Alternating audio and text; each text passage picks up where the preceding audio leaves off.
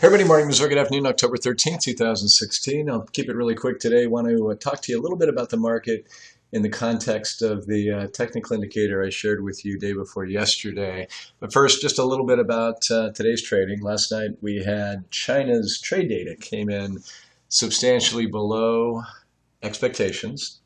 Global markets reacted somewhat, well, violently is a big word. Let's just say they reacted negatively to that surprise, calls into question the global economy and so forth. I will say this, folks, trade data is very noisy. And 1 month does not necessarily a trend make. Now, I don't want to sugarcoat anything. I think we should take it all seriously. It becomes interesting in the conversation with regard to a Fed rate increase in December, which is very much on the table and in the cards when you look at commentary from the Fed and in my view, when you look at the data. I will say this with regard to that, the consensus, if you look at the minutes of the meetings, is not one where we need to aggressively raise interest rates, but it's a concern that they're staying too low for too long. And I think the consensus is converging on a Fed rate increase in December, one that will be sugar-coated heavily with promises that they're not going to go crazy in terms of higher rates until they see data that might inspire them to do so. So we'll see how that plays out. My observation of the global economy and the U.S. economy as well has been that things are improving, particularly in September. Again, the China trade data was a surprise. It was certainly a surprise to me, but we'll keep our eye on it. Okay, so I keep suggesting that technicals matter. I do believe they do. As I understand technicals and different ranges that traders look at, you can see things develop and you can gain some expectations on a near-term basis, and then it helps me explain to you kind of what went on, like a day like today where it looked like everything was just falling apart and suddenly out of nowhere the market seems to rally. So recall a couple days ago that we talked about Fibonacci retracement levels, and I'm going to draw those again. I come here to the recent low, come up to the most recent high. Markets that do that almost always retrace their steps for a ways, and they tend to find support at levels on this retracement grid of 38.2%, 50, 60, 1.8%. These seem to be strong levels of support on the way down, or when we're retracing a fall on the way back up, they tend to be resistance.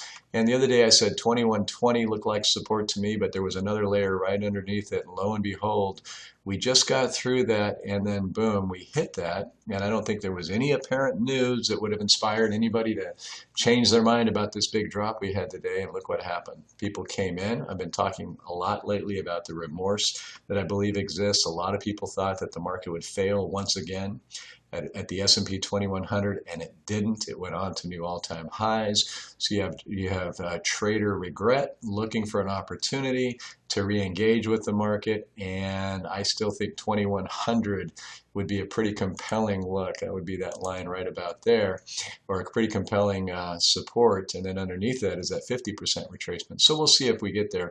Certainly today there was not the stomach. There was a lot of buyer anxiety, if you will, that hit right there, and these people rushed in and took advantage of that lower level.